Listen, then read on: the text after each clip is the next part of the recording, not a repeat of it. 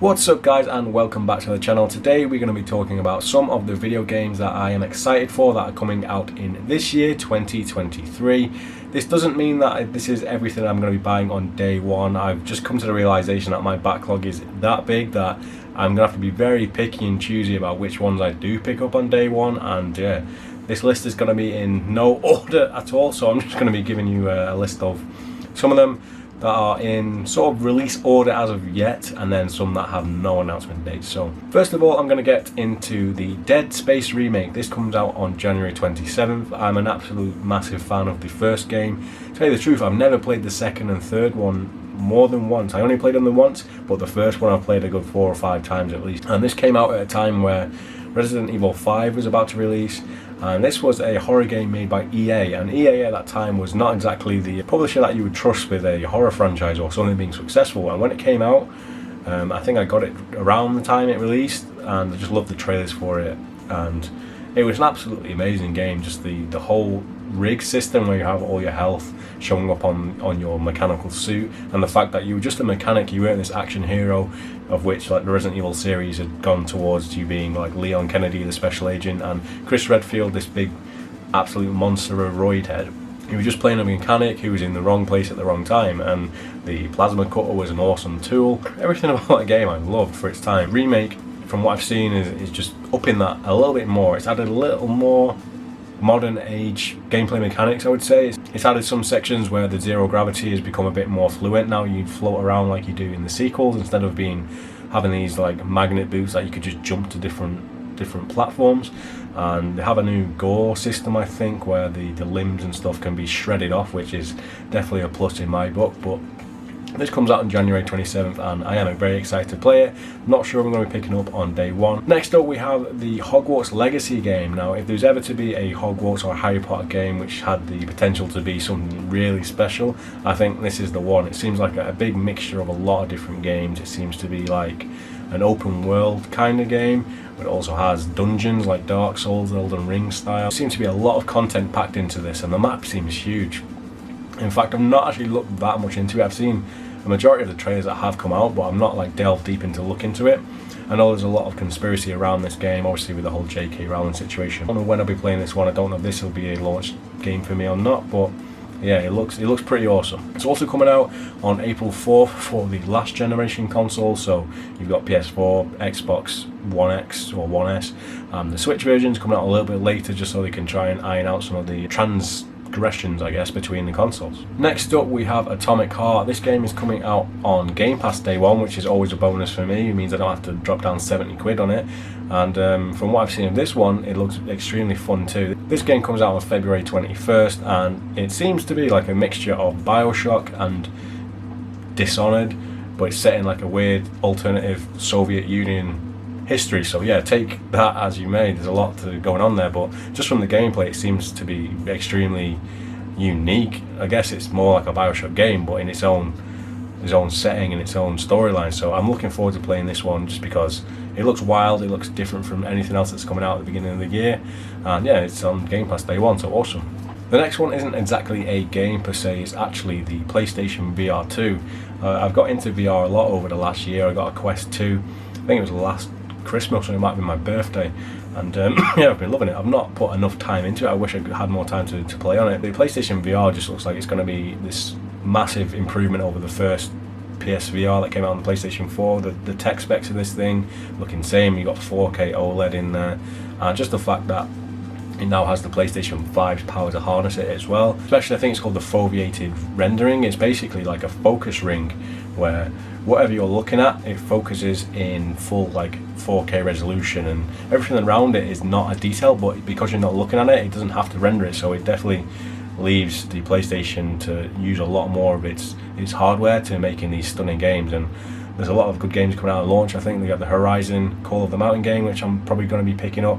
Resident Evil 8 Village is getting its own VR mode, and I'm looking forward to playing the Dark Pictures, I think it's called Switchback game as well. So yeah, that comes out on February 23rd. It's going to be a very expensive month maybe. And on the same day or the day later, I'm not sure, I might have got these two mixed up, but we have Sons of the Forest. Now, I do love the first Forest game. I never put enough time into it to kind of fully get into the whole story. I kind of get a few days into it and then die, and then end up having to like start a new camp. But Sons of the Forest, I'm definitely looking forward to playing a sequel to that game, which has been smoothed out and it's got a lot more to it. I think there's a lot more combat in it as well. It seems to be that your character is more trained rather than just someone who crashes on an island on a plane. I'm looking forward to playing that in co-op and just seeing what it's all about. It's been delayed a few times, so hopefully when it comes out on February the 23rd, it is ready to go. We have Wolong Fallen Dynasty. This is one that I've not really paid too much attention to until recently. This comes out on March 3rd, and it's by Koei Tecmo, the guys who made Neo and Neo 2. I've only played the first Neo, but I absolutely loved it. It's your kind of typical Soulsborne game. Obviously not by From Software, but Wolong looks like to be a mixture of Neo and Sekiro. It's got a lot of sort of death blow action in there, so it looks to be more open world as well. I'm not entirely sure if it is open world, but it seems to blend Elden Ring, Sekiro and the Neo games together, so at that combination I can't really complain. On March 9th we have Fatal Frame 4 Mask of the Lunar Eclipse. This game originally came out on the Wii. I'm not really sure what year it came out, but I know that it was an overseas exclusive. You just could not get this thing in Europe or UK unless you imported it, but I'm not sure if you needed to have a region-free Wii or something like that. And so I kind of skipped it. That being said, I've never played the first 3 anyway. I played 5 when it came out on the Wii U and I loved it, so now we're getting the 4th one coming to pretty much all systems. I'm looking forward to trying it out because I do want to get my Japanese horror fix. It's been a while since I played one. I'm not sure what I'm going to pick this up on. I'd probably get it on PC, but I know that the Switch is probably like the perfect place for these games, just for the fact that you can pick the handle up as if it was a camera and move around and capture the ghost, so that's what it's got going for it. Star Wars Jedi Survivor comes out on March 17th, and I only really recently finished the first one. I've been putting it off for a long time until I upgraded my PC, and I've got to say I loved it. It's probably one of my favourite Star Wars games, and I feel like the story in it was more engrossing than any of the past like 5 Star Wars things I'd seen, maybe bar the Mandalorian. It was even a bit soulsy. I've seen a lot of people saying that before the game came out, but it had the mechanics of like resting at bonfires and leveling up and killing enemies and then coming back, and then you can kind of grind them to get experience and level up. So it was awesome in that way, and it was also like a Metroidvania game where you're getting different skills that you can use later on and travel back to different locations to use your different power-ups that you've gained. So it was a mixture of Dark Souls and Metroid Prime or something like that. But I really loved that one, and I'm looking forward to seeing what they do with the sequel. One of the most exciting ones on the list for me is Resident Evil 4 Remake. This is coming out on March 24, that's not even that far away. I've loved all the Resident Evil games since '96 basically, and the remakes that they've done so far, and even the newer games 7 and Village, have been all like incredible to me. I think they're on a roll. Capcom have been just smashing it out of the park with their Resident Evil new line games and the remakes, so I think this one stands to be the game that probably doesn't need a remake the most, but I think the remake can actually make this better than the original. Just from what I've seen in the trailers, the aspect of horror they've added to it, they seem to be focusing more on what the original idea for Resident Evil 4 used to be when it was, well, Resident Evil 3.5. So it seems to be focusing more on atmosphere, and that's exactly what this needed, because that's the only downside to the original one for me, is they took away the horror and they went more of an action route, and this one seems to be blending the old school style with the action of 4, but making it more horror orientated, which I'm absolutely excited for. Coming out in April on the 28th is Dead Island 2. This game has been in development hell, or just been in development for what, 10 years or something like that. They must have had to restructure this game completely from maybe what it was supposed to be, because I think Dying Light came out, and then Dying Light 2 has also came out in the time frame before Dead Island 2 was actually announced. They had a really cool trailer that they announced the game with all those years back, and that seems to be what they're going with in the new re-reveal version of the game. It's set in Los Angeles, and I think it's set a little bit earlier in the timeline of the zombie apocalypse, so you have some more fresh zombies rather than like ones walking around with bones and stuff like that. But from what I've seen, they seem to be having a lot of fun with it, whereas Dying Light was more a parkour game. This game just seems to be more like Dead Rising in a way, and they seem to be having a lot more fun with the weapons and just the brutality of how you can kill zombies. And like I said, with a lot of these, they're probably not going to be day one pickups, but eventually I think I will have to try out Dead Island 2. May 12th, this is probably going to be the top game for a lot of people coming out this year, and for me it's it's interesting. I'm excited to play it, but I've not actually played the previous game to it, and that is Zelda Breath of the Wild sequel, Tears of the Kingdom. I've got Breath of the Wild and I just haven't played it yet. I've been waiting for the right time to play it, but also I know it's such a beautiful game. I've been hoping and waiting for them to bring out a Switch Pro or a new Switch which can kind of harness the power of what that game is capable of visually. I know it looks fine as it is, but I'm one of those like sticklers who would just kind of hold on for just a little bit longer just in case they announce a new Switch. And the same goes for this game actually. I'm kind of hoping that there's a new Switch coming out for Tears of the Kingdom, just because it needs to see some kind of improvement, and I can't see it being able to look that much different from the original one, which looks awesome, but on the same platform. I will be playing this eventually, so we'll see if I cave in and play Breath of the Wild this year, but who knows. Jumping ahead to June 6th, we have Diablo 4. I've never played a Diablo game before. I've always been interested in trying them out.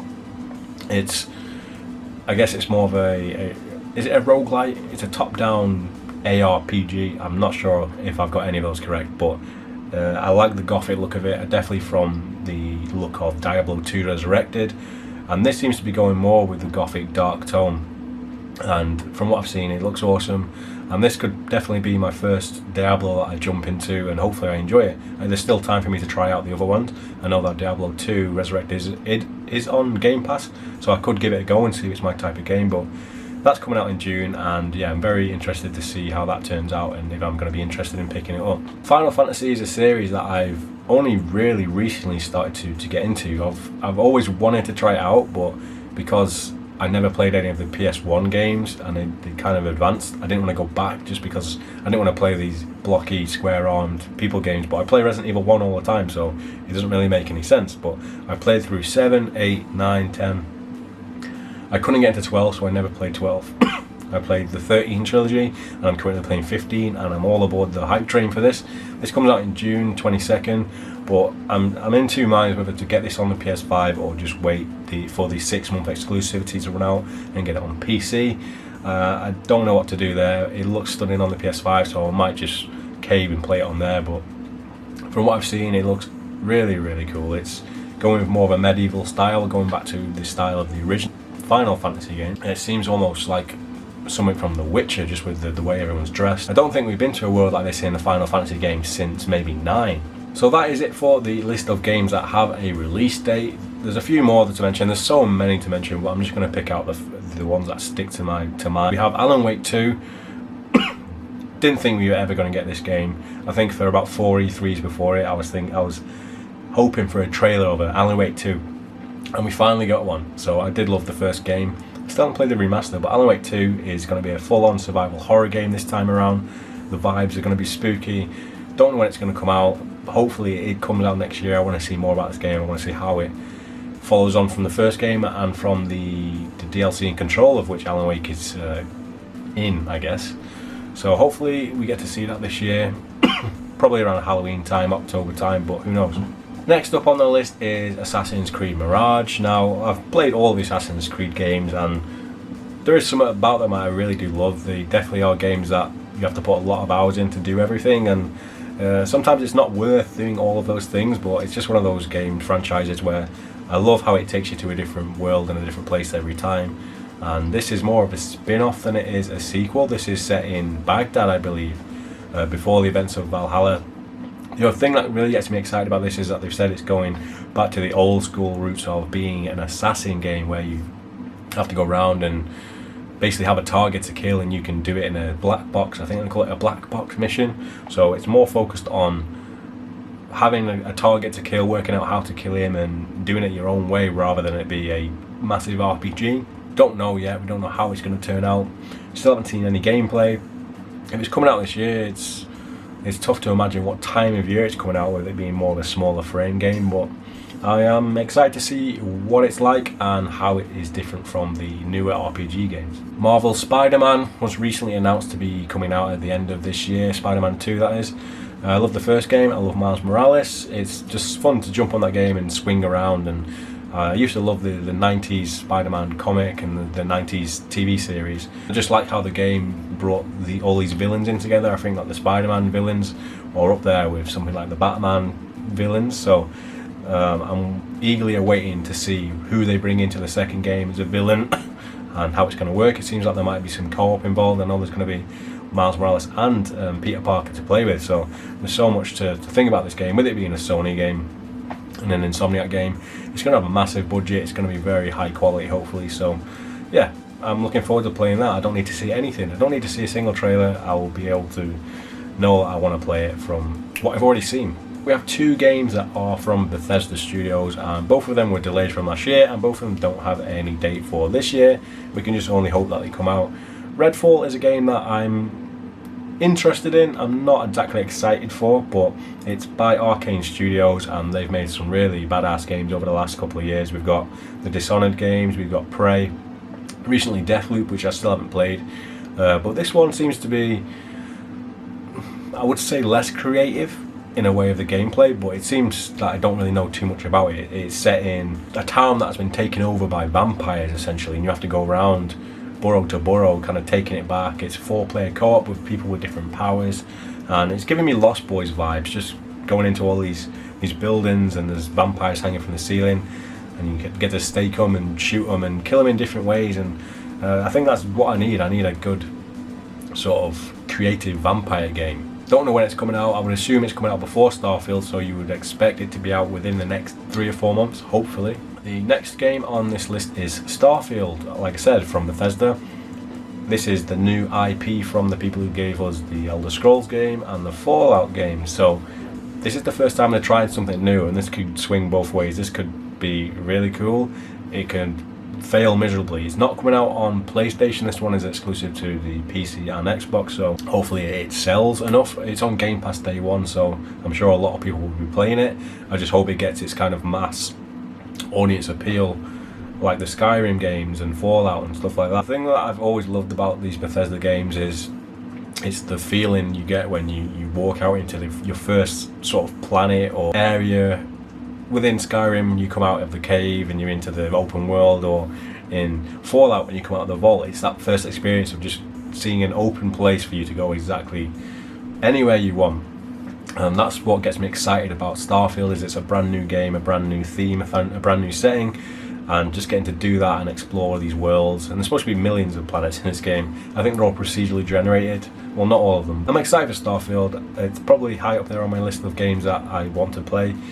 Just for the exploration and the mystery of it, so hopefully that comes out this year, sooner rather than later, because I need that fix. Silent Hill 2, the long-awaited remake, I guess. No one's really been asking for the remake, but I want it anyway, because I love those games, and I think it's about time we saw anything happen with the franchise. It's been dead for such a long time, since Downpour came out. I won't say no to anything that comes out of Silent Hill, so this is being made by Bloober Team. A lot of people are hit and miss with Team Bloomer, but I've pretty much liked all of their games, honestly. I wouldn't say they're my favourite games of all time, but I've had good fun with them. I love horror games. Hopefully with this being an existing story and an existing game, that they don't have as much to mess around with it, if you know what I mean. Hopefully this game is just like a visual spectacular masterpiece, and they just work on everything and make it more modern and better without taking away the substance from it, because that is the thing about Silent Hill 2. It is the ambiguity and the substance to the story, and just the themes and everything in it. They're so like preserved in that game that I feel like there's potential for them to alienate the old fans with this, which they've probably already done just by not being Team Silent. But I'm not one of those people. I'm very excited to just try it out and play it. I mean, we're going to get to play Silent Hill 2. A lot of people are going to be able to get to play Silent Hill 2 again, because there's not many ways you can play it now, especially the original version. You can only play the HD collection, which is already a game that people shun because of its bugs and stuff like that. I mean, if it gets someone like a kid, well, kids shouldn't really be playing it, but if it gets like a younger audience to be able to get their hands on a Silent Hill game, then it might spur them to go back and play the original. So it's always a good thing to keep the Silent Hill name in the perspective of people, just to get people to be interested in it, especially if they've never heard of the series before. Last on the list is the Texas Chainsaw Massacre game. I've been a big fan of these sort of movie adaptations lately. I love the Evil Dead game, although I've not played enough of it. The Friday the 13th game, I had a blast with that, especially when it first came out. It seemed to be filled with hackers and stuff now, but when it came out it was super fun. And that team is making the Killer Clowns from Outer Space game, which is probably something I'll play as well. But from what I've seen of this Texas Chainsaw Massacre game, they've absolutely nailed the atmosphere and the look of the characters, and they seem to be doing a great job of just adapting those characters into this type of gameplay. It's one of those things, it's a 4 versus 4 or 5 versus 4 asymmetric game like Friday the 13th, where we have people playing as survivors and then we have people playing the Leatherface family. We have Leatherface, the cook, the hitchhiker, and I think Grandpa's even in there. So I'm really looking forward to seeing how this one plays out. It's coming to Game Pass day one, so hopefully that means it's going to have a long life with the community and a lot of people play it. Hopefully it just comes out and it's working alright, because that can kill a game like this in seconds. So that is going to be it for my list of games that I'm excited for that are coming out in 2023. There's so many more that I haven't talked about, usually because it's a sequel and I haven't played the original. But that list alone is probably going to be about 3 times the amount of games I get through next year. I might be doing the same list again next year because I haven't probably played any of them. But let me know your thoughts down below in the comment section of any of these games or the ones you're excited about. Is there any that I missed out that you are looking forward to playing? Let me know down below. I'm always up for hearing what you guys think or what you're excited about, and I might even find a new game that I don't even know about, so that's always a great thing. Thank you all guys, and I will see you in the next video.